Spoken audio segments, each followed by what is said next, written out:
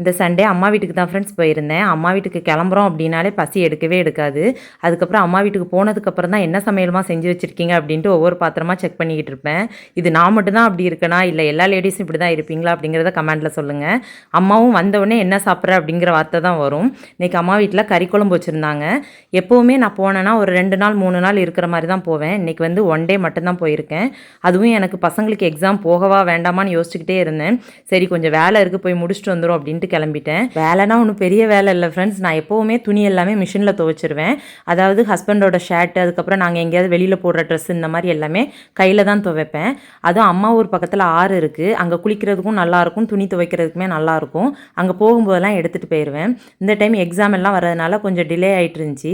சரி இன்னும் சேர்த்து வச்சோன்னா நிறைய ஆயிரும், போயிட்டு வந்துடலாம் அப்படின்னு சொல்லிட்டு அப்படி போயிட்டோம். நாங்கள் போயிட்டு வரையும் அம்மா சமையல் எல்லாமே முடிச்சு வச்சுட்டாங்க. மட்டன் குழம்பு வச்சுருந்தாங்க. வந்தோடனே சாப்பிட்டோம். அம்மா வைக்கிற மட்டன் குழம்பு சூப்பராக இருக்கும். அதை சாப்பிட்டுட்டு அதுக்கப்புறம் எல்லோரும் கிளம்புறோம் அப்படின்ட்டு ஈவினிங் போல் கிளம்பணும். அம்மா காஃபி குடிச்சிட்டு போங்க அப்படின்னு சொல்லிட்டு போட்டு வச்சுருந்தாங்க. காஃபி வந்து எல்லாருக்கும் போட்டிருக்கீங்க எனக்கு அப்படின்னு கேட்காமலே அம்மா எனக்கு போட்டு வச்சுருவாங்க.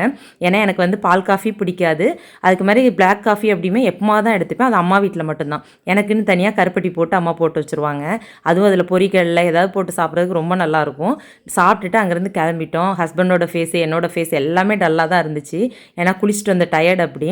இப்போ உடனே கிளம்பணும் அப்படிங்கிறது வந்து பிள்ளைங்களுக்கு எக்ஸாம் இருக்குது, வீட்டில் போய் படிக்கணும்னு சொல்லிட்டு அப்படியே கிளம்பிட்டோம். கிளம்பும்போது அம்மா கொஞ்சம் மாவும் தந்து விட்டுட்டாங்க. இன்றைக்கி தான் அரைச்சேன், பசங்களுக்கு போய் சுட்டு கொடு அப்படின்ட்டு.